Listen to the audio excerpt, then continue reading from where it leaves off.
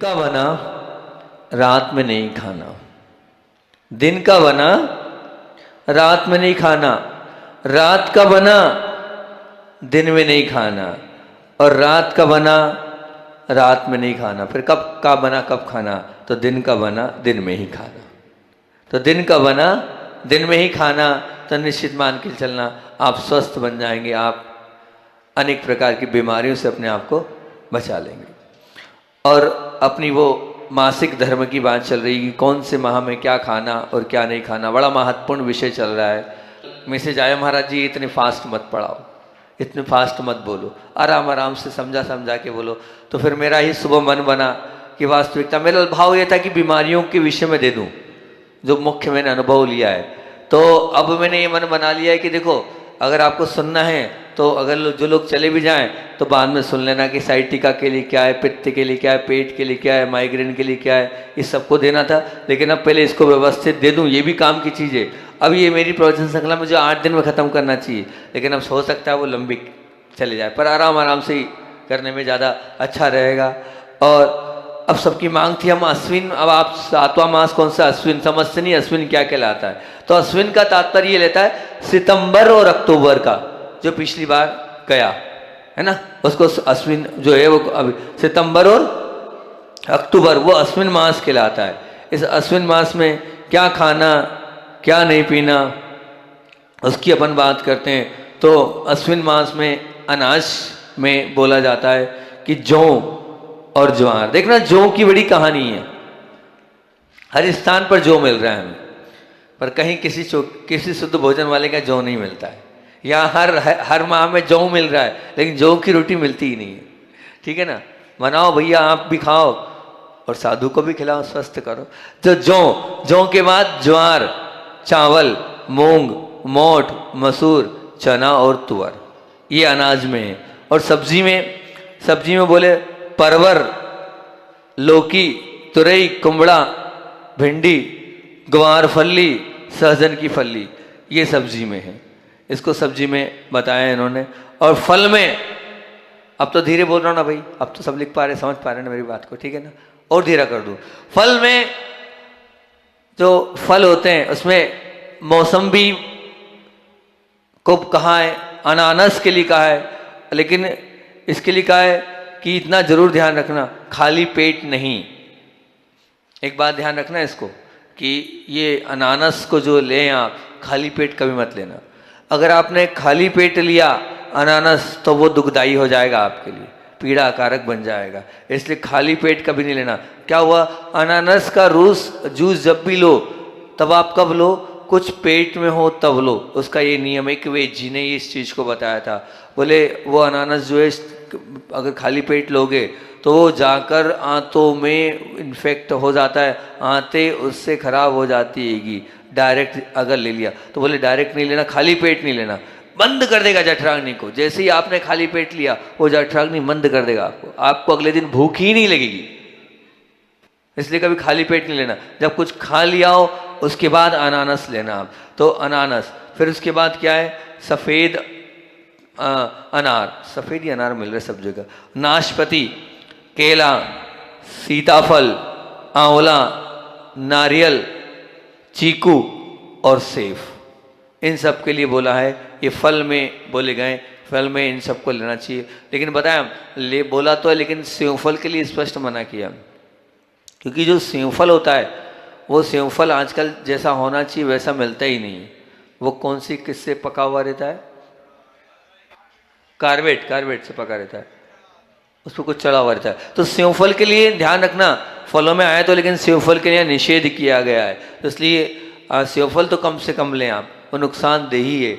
फिर उसके बाद मसाले में क्या लेना है, तो बोले जीरा, सौंफ, काली मिर्च, हल्दी, सूखा धनिया, पुदीना, इलायची, पतली दालचीनी और मीठा नीम, ये मसालों में आप लें।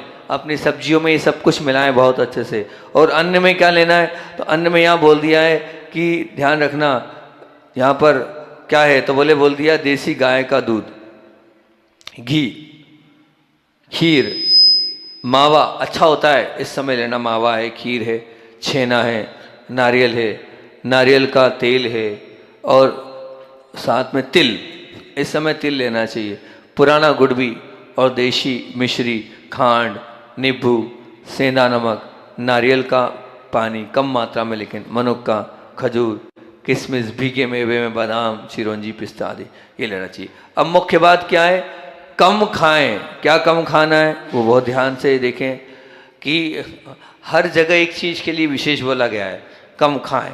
कहीं भी एक चीज़ का समर्थन नहीं किया है, और लेकिन वही अपन खाते हैं। क्या है? गेहूँ। गेहूँ के लिए कहीं समर्थन नहीं किया है, फिर भी अब अपन वही अपना मुख्य आहार हो गया है, इसलिए अपन बीमार होने लगे। बीमारी का कारण गेहूँ ही है। गेहूँ आप क्या मानते हैं, क्या देसी अनाज है?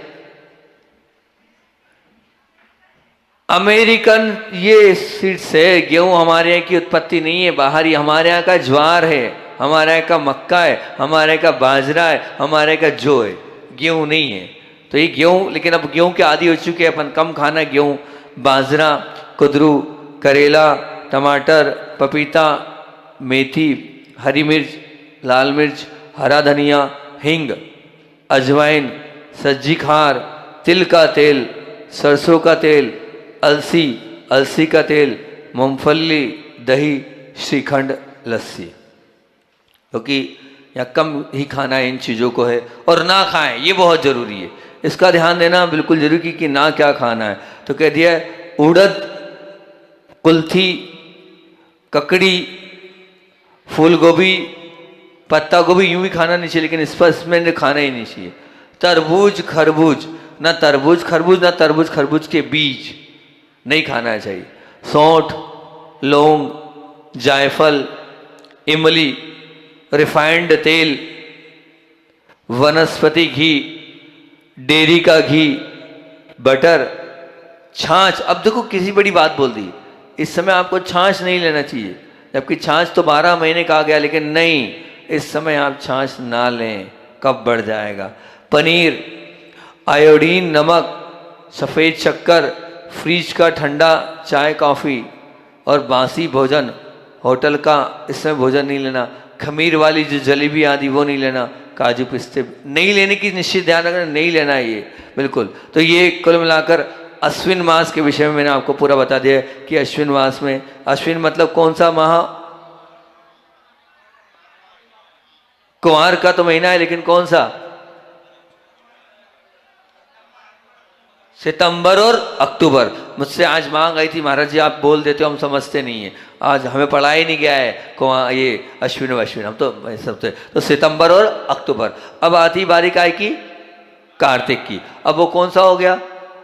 अक्टूबर और नवंबर, ये आएगा ना, आधा अक्टूबर और आधा नवंबर ही इसमें आना चाहिए कार्तिक में। हाँ, अक्टूबर और मतलब आधा अक्टूबर और आधा नवंबर, इसी को अपन कुंवार बोलेंगे। तो कुंवार में, कार्तिक में क्या क्या खाना चाहिए, क्या क्या नहीं खाना चाहिए, बहुत सुंदर। आज पहले दिन आज मैंने अच्छे से आप लोगों के लिए बहुत अच्छे से तैयारी करी, लगभग 50 बीमारियों पर पूरा काम करके तैयार कर लिया आज कागज पर। अब वो ये मिक्स आज मांग आ गई, तो इसलिए एक एक बीमारी पर मैंने 30-20 बीमारी पर काम किया। हार्ट की बीमारी पर बहुत अच्छा ट्रीटमेंट निकाला है, मोटापे के लिए निकाला है, घुटने के दर्द के लिए कम से कम 10 नुस्खे निकाले हैं सुंदर सुंदर, और हार्मोन्स जो माताओं बहनों के लिए उस पर निकाला आएगा। हाँ, फिर उसके बाद कुछ चीज़ें जिनका प्रयोग करना ही कर रहा है, निद्रा के लिए निकाला है, और तेल के लिए निकाला है, कैसे लेना आएगा ये। अब लेकिन ये पहला हो जाए ये प्रकरण, फिर उसके बाद उसको मैं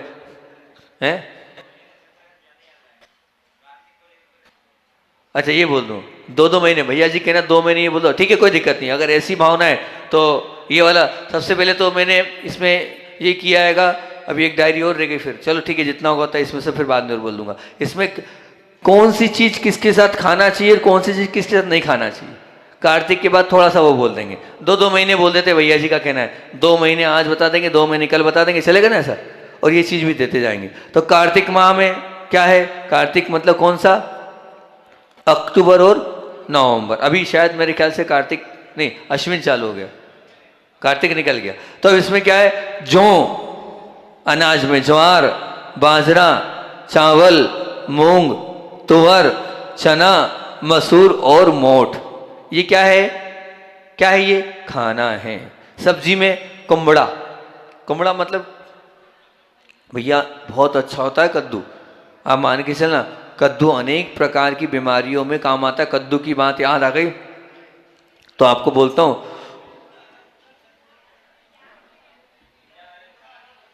भैया मैं तो कद्दू समझ रहा, कुमड़ा क्या होता है मुझे नहीं पता। कद्दू होता तो ठीक, नहीं तो कद्दू के विषय में मैं बोल रहा हूं। सुनो कद्दू के विषय में क्या बोल रहा हूं कि जो सुन ध्यान आ रहा है सुन लो आप बहुत अच्छे से।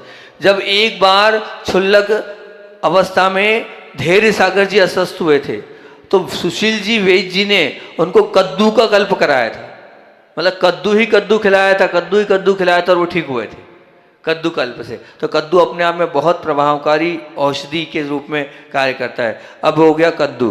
कद्दू के बाद क्या बोल रहे हैं यहाँ पर सब्जियों में, और कुमड़ा, परवल, लौकी, भिंडी, करेला, ग्वार फल्ली, सहजन की फल्ली, बहुत काम की है सहजन की फल्ली, है ना, अनेक बीमारियों में काम आती। और साथ में है सेम फल्ली, सेम फल्ली जो होती है, लेकिन ध्यान रखना इस सेम फल्ली को बहुत अच्छे से लेना, नहीं तो बहुत नुकसानकारी होती है। ये लिख तो दिया है यहाँ, ये इतनी ज्यादा सीज जानी चाहिए, इतनी ज्यादा सीज ना मतलब समझ ना, उबल जानी चाहिए, उसके बाद लेना, नहीं तो वायु कारक है, इतनी वायु कारक है कि आपकी हालत खराब कर देगी वो, क्योंकि वो बहुत हार्ड होती है, वो जाकर जम जाती है आंतों में। हाँ सेम वही से तो वो सेम फली जो है जम जाती है। तो जो उसका बीज भी होता है ना, बीज को बहुत उबालना पड़ता है, कैसे उबल जाए, वो दब जाए, कटा नहीं होना चाहिए, और वो बहुत मुश्किल वाला खेल होता है, इसलिए नुकसानदेह। और आपको होता है शारीरिक लाभ कई गुना है उसमें, शारीरिक लाभ बहुत है लेकिन बनती नहीं है। आप एक और चीज याद आ गई, अब जब खुला नहीं दिया है कि अब फास्ट नहीं है, तो फिर जब मुझे खुला दे देते तो फिर मेरी मन की बातें भी निकलती है कि, और खुला नहीं देते हो ना तो मामला बिगड़ जाता है, फिर फास्ट भगो। तो अब आज खुली छूट दे दी कि हाँ आज आपने हिसाब से करा। आपको बहुत अच्छी बात भैया जी को भी, भैया जी के मुख से भी सुनी थी, अरुण भैया भी अपने आप में आप मान के चलना कि वेद जी के सुपुत्र हैं। तो बहुत सारी चीज़ें आपको हम बताएं कि जो आप कड़ी खाते हैं, जो कड़ी खाते हैं वो कड़ी बहुत नुकसानदेह है, बहुत अति नुकसानदेह। क्यों महाराज जी? हम तो शुरू से खा रहे हैं, इसलिए नुकसानदेह कि जो कड़ी जैसी बनना चाहिए वैसी नहीं बन रही।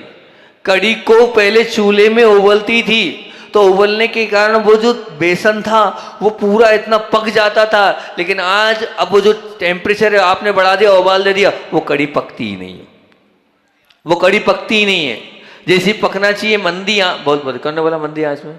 बहुत सुंदर भाई जी बोले, मंदी आंच में, वो कोयले की आंच में, वो लकड़ी की आंच में वो जब कड़ी पकेगी तो जो कड़ी पकती थी वो कड़ी स्वादिष्ट भी होती थी, वो कड़ी शरीर को लगती भी थी।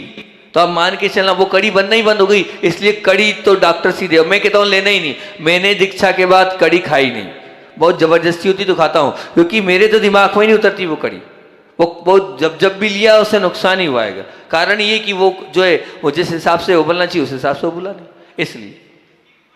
बहुत सुंदर। अब मिट्टी की बात आ गई तो आपको मिट्टी का बता देता हूं। अगर सबसे अच्छा आपको दूध पीना हो तो आज जो दूध पी रहे हो वो कोई काम का नहीं। क्यों? हमारे घर में जब हम छोटे थे तो हमारे यहाँ जो मिट्टी का एक कहना चाहिए सिगड़ी टाइप से थी, उस सिगड़ी में कंडे होते थे, उस कंडे में दूध रखा जाता था, दूध आता था भैंस का, और वो दादी माँ सीधे उस पर रख देती थी, और फिर वो वाला जो दूध है वो दिया। स्वाद ही अलग है, उसका टेस्ट ही अलग आता है, आनंद आ जाता है उसको पीने में। कंडे का खीरे का दूध अगर आप लोगे अति लाभकारी, एक गिलास में पेट भर गया, दूसरे की जरूरत ही नहीं, और इतना स्वस्थ वर्धक और शरीर को संतुष्टि प्राप्त। लेकिन आजकल गैस में उबाला, खत्म हो गई कहानी, वो स्वाद ही खत्म हो गया। नहीं तो आप उबाल के देख लेना, पी के देख लेना एक बार, कंडे का उबला हुआ दूध। कंडे में वो दूध 2-2.5 घंटे में उबलेगा, लगभग 2 घंटे लगेंगे, और गैस पर 5-7 मिनट में उबलेगा। वही दूध गैस में 5-7 मिनट में उबलेगा, और वही दूध कंडे पर 2-2.5 में। और उसकी मलाई चौगनी मोटी होती थी, इतनी मोटी, और इसकी मलाई कुछ नहीं। तो उबलने की बात आई तो मैं तो ये कह रहा हूं कि जितने घर हैं और आप सच में स्वस्थ होना चाहते हो ना, तो आप घर में से अपने गैस को एक तरफ रख दो, और वो क्या एक और चलाना इंडेक्स। अरे वो तो जहर है, जहर। जैसे करंट से मारना है ना जीव को, करंट देके मारते हैं ना, ऐसे करंट देके मार रहे हो आप, इंडक्शन का भोजन करा रहे हो। बिल्कुल, अगर आप सच में सम्यक दृष्टि हो तो जहर मत दो साधुओं को। इंडक्शन पर कभी पानी गर्म मत करो। आचार्य श्री जी हमारे इंडक्शन पे ठंडी गर्म पट्टी करने के लिए डांट देते थे। एक बार मुझे डांट पड़ी, ऐसी डांट पड़ी, कभी डांटते नहीं है, यही सीखा तुमने, यही करोगे, उसको और बीमार कर रहे हो तुम, ये हटाओ। फिर उसके बाद हमने एक छोटा सा चूल्हा रखा था संघ में, रामटेक में बहुत हमें अच्छी डांट पड़ी थी। इंडक्शन पे हम किसी महाराज जी कर रहे थे, उन्होंने कहा ठंडी गर्म पट्टी करना है, और हम ठंडी गर्म पट्टी करने पहुंच गए। और जब ठंडी गर्म पट्टी करने पहुंचे तो हुआ ये, उनने वो देख लिया हमें, ये क्या हो रहा है, और उन्होंने डांटा, बोले तुम समझ नहीं रहो, ये इलेक्ट्रिक तार से जो ये गर्म हो रहा है बिल्कुल ठीक नहीं है, जो पानी आधे घंटे में गर्म हो रहा है उसको तुम 2 मिनट में उबाल दिया, क्या है ये। तो बोले नहीं ये गलत है, तो आप इंडक्शन को तो बिल्कुल हटा दें, बिल्कुल हटा दें। और अगर स्वस्थ में आप स्वस्थ होना चाहते हैं तो गैस को एक तरफ रख दें, और हर घर में सिगड़ी हो जाए, हर घर में चूल्हा हो जाए। आधे तो यूँ स्वस्थ हो जाएंगे, कोई ज़रूरत नहीं पड़ेगी इन योग शिविर लगाने की। आधे बीमार तो हम उस गैस की रोटी के कारण है, तो गैस की रोटी पकती नहीं है। हाँ, गैस की रोटी जिस आंच में पकना चाहिए वो उस आंच में फूलती ही नहीं है। जिन घरों में गैस की रोटी मिलती है मुझे बड़ा आनंद आता है। जिस घर में गैस की उसकी कंडे की और लकड़ी की चूल्हे की रोटी मिलती है उस घर में मुझे आनंद आता है, लगता है कि हाँ आनंद आ गया। एक घर था कुंडलपुर के पास, हम गए थे, उस घर में हर चीज उस चूल्हे की थी, छोटा सा गांव था वो, हर चीज चूल्हे की थी वो। अब वहाँ तो आनंद आ गया, बोले टेस्ट में चेंज क्यों है, आखिर ऐसा क्या है। तो फिर बताया महाराज जी सब चीज चूल्हे की थी, आनंद ही अलग आ रहा था। रोटी स्वादिष्ट लग रही थी, वो रोटी कोरी अच्छी लग रही थी, हमें कोई जरूरत नहीं किसी चीज की, इतनी पकी थी एकदम ऐसी लग रही थी, मजा आ गया, आनंद आ गया। तो मैं तो बोल रहा हूँ अगर स्वस्थ होना चाहते हो आप अपने घर के गैस चूल्हे एक तरफ, बहुत ज़्यादा जरूरी जल्दी में तो गैस चूल्हा, नहीं तो लकड़ी, आप लकड़ी का वो चूल्हा, वो कोयले की वो, और वो जो आपका उसका कंडे की आप बाटी खिलाओ। अब वही बाटी आप बोलते हो ना महाराज जी क्यों हमें बाटी नहीं, तुम्हें बाटी बनानी ही नहीं आती, तो क्या बाटी बनानी ही नहीं आती तुम लोगों को। जो बाफले बनते ना मालवा में, वो एक बाफले में आदमी बिल्कुल मस्त हो जाता है, और दूसरा मांगता है ले लो, पेट में जगह नहीं रहती फिर भी कहता दे दो, अब ताकत, क्योंकि इतने टेस्टी बनते हैं वो, आपको बनाने ही नहीं आते हैं। काय से बनते हैं, काय में बनते हैं वो, कंडे में उसके अंदर रखा जाता है, जब बनते हैं, जब आता है आनंद तब वो रहता, लेकिन है ही नहीं।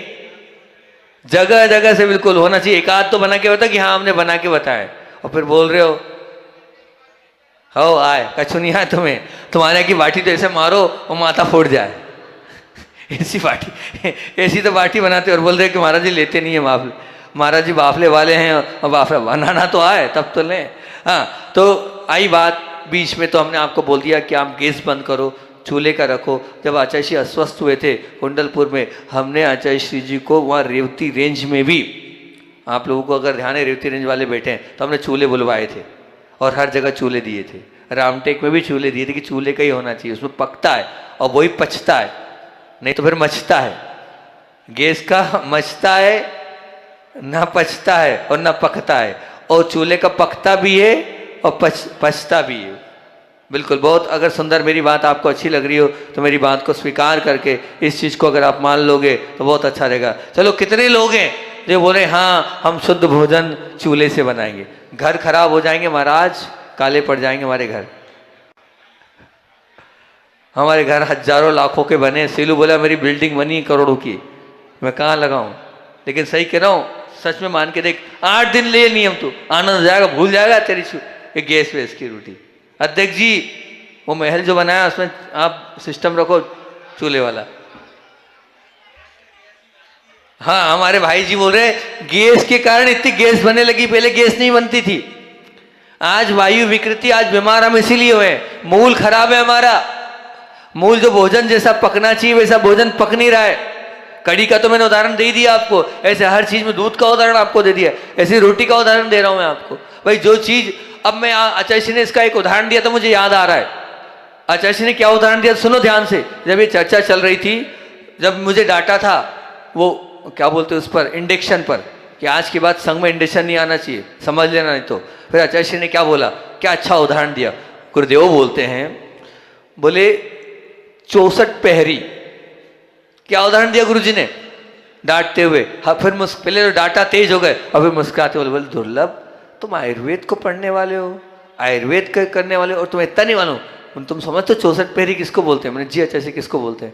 बोले 64 पहरी का मतलब होता है वो पीपर होती ना, उस पर 64 पहर तक कूटो। कितनी पहर तक? 64 पहर तक कूटना पड़ेगा। जब 64 पहर तक कूटोगे तब वो 64 पहरी पीपर होती है। और बोले वो ऐसी होती है कि अगर कोई बीमार जो टाइफाइड वाला है या जो ऐसा अस्वस्थ कमजोर है उसको एक खुराक में ठीक मस्त हो जाता है बोलो। पर 64 पहर तक क्या करना पड़ेगा? कूटना पड़ेगा। उतनी देर कूटोगे जब वो औषधि का काम करेगी। अब इसी प्रकार ये पानी है, जो जिस हिसाब से जिस टेम्परेचर में गर्म होना चाहिए उसमें तुमने टेम्परेचर में गर्म नहीं किया, बोले पूरे तत्व नष्ट कर दिए, इसके पूरे तत्व नष्ट कर दिए। बोले तुमने इतनी है उसमें वो किया आएगा, वो पूरा खत्म हो गया बोले पानी का। बोले अब नहीं करना, कभी ध्यान रखना, इसमें भी पानी में भी ताकत है, इनके अंदर भी विटामिन और कैल्शियम सब रहते हैं, तुमने समाप्त कर दिए। तो हमने कहा जी आचार्य श्री जी ध्यान रखेंगे आगे से, आज के बाद नहीं है। उसके बाद फिर हमने संघ से हटा ही दिया। 64 पहरी का उदाहरण है गुरु जी। नहीं समझ में आ रहा है 64 पहरी मतलब क्या? नहीं आ रहा है। मतलब उस पीपर के ऊपर 64 पहर तक लगातार कूटा जाता है, ठक ठक ठक। अब बोले वो 64 पहर वाला मतलब जो होना था, अगर एक साथ आधे घंटे में मशीन से दबा दोगे नहीं बनेगी। वो जितनी काल, जितनी मतलब जो काल है उसी काल से, और जिससे पढ़ना चाहिए ठुकना चाहिए उसी से ठुकेगा तब वो औषधि का काम करेगा। तो बस उसी प्रकार से उन्होंने पानी का भी बोला, सब चीज़ों का बोला। आज उत्तम काम हो जाएगा। अपने अपने घरों से आप इंडक्शन निकाल दे। बड़ी चिढ़ होती है। एक महाराज तो इंडक्शन देख के मालूम चौके से लौटाते थे। बोले तुमने रखा क्यों, कुछ तो बनाया होगा। वो लौट आते थे इंडक्शन देख कर ही। बोले इंडक्शन का हमें नहीं लेना, आपने खिलाया, हम बीमार तो हम होंगे, आपका तो कुछ नहीं बिगड़ेगा, गोली दवाई हमें चलेगी, हमारी बर्बादी होगी। तो इंडक्शन का आप ना करें तो बहुत अच्छा है। सोचो अच्छा, इसलिए ठंडी गर्म पट्टी में मना कर रहे थे, खाने पीने की तो दूर, बाहरी उपचार में गुरुदेव मना कर रहे थे, और आप उस पानी को इंडक्शन की चीज़ को लेकर गर्म कर रहे हैं, भारी नुकसानदेह। अगर ना करें तो बहुत अच्छी बात हैगी। चलिए आगे चलते हैं। आगे क्या है अपना, चल क्या रहा है, मसाले है ना। गाय का कहाँ था भैया बता दो मुझे। हाँ, सहजन की फल्ली, सेम की, हाँ सेम की फल्ली के विषय में चल रहा था मामला कि ध्यान रखना कभी भी वो चीजें नहीं तो मत लेना है, तो बहुत वायु कारक है, बहुत परेशान करती है वो। हाँ, और फिर उसके बाद सहजन की फल्ली, इसी प्रकार सहजन की फल्ली भी। लेकिन इतना ध्यान रखना, ये भी सहजन की फल्ली का अनुभव बता रहा हूँ आपको, अति वायु कारक है। यूं तो हर एक स्थान में, लेकिन उसको अति मात्रा में मत खाना। अगर आपने उसको अति मात्रा में, भाई हर आयुर्वेद के हर ग्रंथ में कहा है, हर जगह बताया तो हम अधिक ले लें, नहीं, वो वायु कारक है। जो लोग वायु से पीड़ित हैं उनको कम लेना है, नहीं तो और आपकी वायु उससे बढ़ेगी सहजन की फली से। फिर उसके बाद फल, फल में बता रहे हैं मौसम्बी है, संतरा है, सफ़ेद अनार है, सीताफल है, केला है, आंवला है, अब तो धीरे धीरे बोल रहा हूँ ना, नारियल है और अनानास है। इन सब फलों को आप ले सकते हैं, लें, बहुत अच्छी बात है। कार्तिक मास में इनको लेंगे तो बहुत अच्छी बात है। फिर उसके बाद क्या बोला है यहाँ कि मसाले, लेकिन हाँ इतना ध्यान रखना, सीताफल का इसमें बोला है, मैं आपसे इतना ही कह रहा हूँ कि सीताफल बहुत लाभकारी है। लेकिन ऐसा सुनने में आया है, मैंने यही सुना, मुझे ज़्यादा जानकारी तो नहीं, तो मैंने कहा मैं अपने प्रवचन में बोल दूंगा, आज याद आ गया तो बोल देता हूँ। सुना है कि सीताफल खाने के बाद अगर आपने हाथ धो लिए तो सर्दी हो जाएगी। तो सीताफल खाने के बाद क्या करना है, हाथ नहीं धोना चाहिए। क्या करना चाहिए, देखो मैं तो बहुत शौकीन था, मैंने तो मेरे बचपन में टोकरी से सीताफल खाए। कैसे, टोकरी से स्पेशल आते थे। स्पेशली जब मैं अपनी नानी क्या रहता था खंडवा, तो जो पूर्व अवस्था के पिताजी थे वो स्पेशल भेजते थे कि इसको सीताफल बहुत पसंद है, बड़े बड़े सीताफल वहाँ स्पेशल आते थे हमारे लिए। तो मुझे ध्यान नहीं है कितनी बार सर्दी हुई होगी, लेकिन आप लोगों के मुख से सुना है कि सीताफल खाने के बाद हाथ नहीं धोते। तो क्या पोंछते हैं, फिर पोंछते हैं, धोना ही नहीं। अच्छा, चम्मच से खाते हैं, नहीं हमने तो हाथ से ही खाए भैया। तो अब वो बता दिया, लेकिन हाँ सीताफल खाना चाहिए। इस माह में, कार्तिक मास में सीताफल लाभकारी हैं, ऐसा यहाँ कहा गया है। ठीक, उसके बाद मसालों में जीरा, सौंफ, काली मिर्च, हल्दी, सूखा, हरा धनिया, पुदीना, इलायची, दालचीनी और मीठा नीम, इसको लेना चाहिए। और अन्न में क्या, तो बोले देसी गाय का दूध, ठीक है ना, घी है ना, देसी गाय का दूध है ना। मैं तो स्पष्ट कल भी बोला था, आज भी बोल रहा हूँ कि आप तो भैंस का दूध पियो ही मत, देशी गाय का ही लो। अर्थात अपने अपने घरों में आप तो एक एक गाय को पालो, आपका पूरा वास्तु दूर हो जाएगा। अभी मैं आपको बताता हूँ, अच्छी बात याद आ गई तो, कि खातेगांव में एक भाई के यहाँ एक बहुत बड़ा प्लाट खरीदा। देखो सुना, आपको सुना रहा हूं एकदम, एक बहुत बड़ा प्लाट खरीदा। उन्होंने जो सुनाया, बटन समझ गया क्या? बटन भैया के सामने सुनाया था, बटन भैया वहीं बैठे थे, तो बोल रहे, हंस रहे बटन भैया। तो बहुत बड़ा लंबा चौड़ा प्लाट खरीदा और भैया भी, हरुण भैया भी उस प्लाट पे जाके आ गए। अब बहुत नेगेटिव एनर्जी, इतनी नेगेटिव एनर्जी जिसकी हद नहीं। अब क्या करना उस प्लांट में? तो उस भाई ने दिमाग लगाया और उसने क्या किया, बाजू वाले क्या थी 20-25 गायें, बोले सब बांधो इस पर, बांधो बोले इस पर। 3-4 साल से गायें बंधी अपने उस प्लाट पर, और फिर एनर्जी वाले को बुलवाया। वो समझ ही नहीं रहा उसका यंत्र, फिकरा था बोले यंत्र। बोले क्या हो गया इसमें, क्या कर डाला? कुछ नहीं किया, वहां उतने दिन तक क्या गाय बांध दी। तो गाय बांधने के कारण वहां उस गाय का, उस बछड़े का वात्सल्य प्रेम इसने ऐसा हुआ होगा, इतने सारे बछड़े वहां पले, गाय पली, वो एनर्जी चेंज हो गई वहां की, जो नकारात्मकता थी सब समाप्त हो गई। वो यंत्र घूम नहीं रहा था 3 साल पहले, वो यंत्र संभल नहीं रहा और ऊंचक ऊंचक के फेंक रहा था। ये है। आप माना, गाय अगर आपके यहाँ होगी तो उस गाय के माध्यम से वहाँ ऐसी एनर्जी फील्ड बनता है। और क्यों? क्योंकि कारण क्या है, वहाँ वात्सल्य होता है, वहाँ बछड़े को वो दूध पिलाती है, उसका सब कुछ भाव वहाँ पर रहता है, उस भाव से वहाँ की ऊर्जा में परिवर्तन आता है।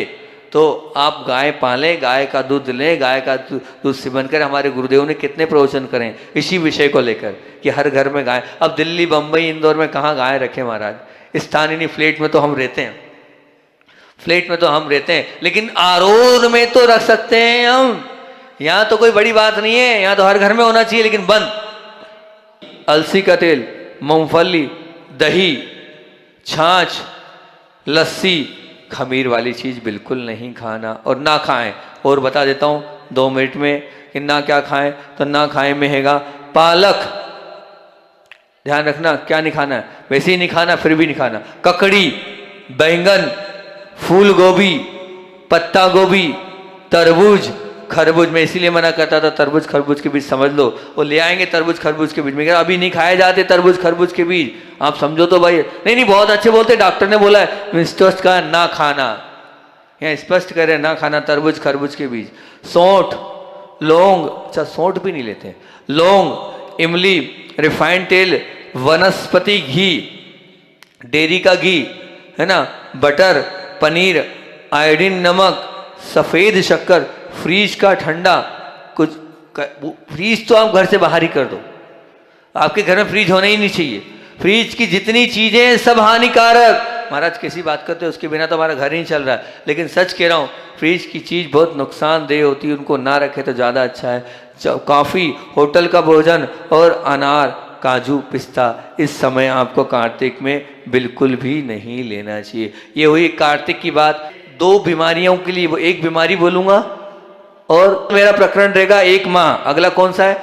1 महीना बताओ और बीमारी, दोनों सेट होता चलेगा। ठीक, 2 प्रकरण आपको बताते जाऊंगा कल से। और अब छूट अब 15-20 दिन चलेगी भैया, है ना, बंधूंगा नहीं 8 दिन में। हड़बड़ाहट पे कुछ बता नहीं पाता हूँ, मन की बात खोल ही नहीं पाता हूँ। खुला मंच दे दिया, अब वो 8 दिन चले, 10 दिन चले, 15 दिन चले। अच्छा ये बताओ एक बात और, मैं सबने बोला था पूछ लेना, उसके बाद ये मामला करना। आप ये बताओ कि मैं धर्म को छोड़कर और आपको खाने पीने की और औषधि की बात, ये करना है कि वो प्रवचन परिवार वाले, वो वाले प्रवचन करना है?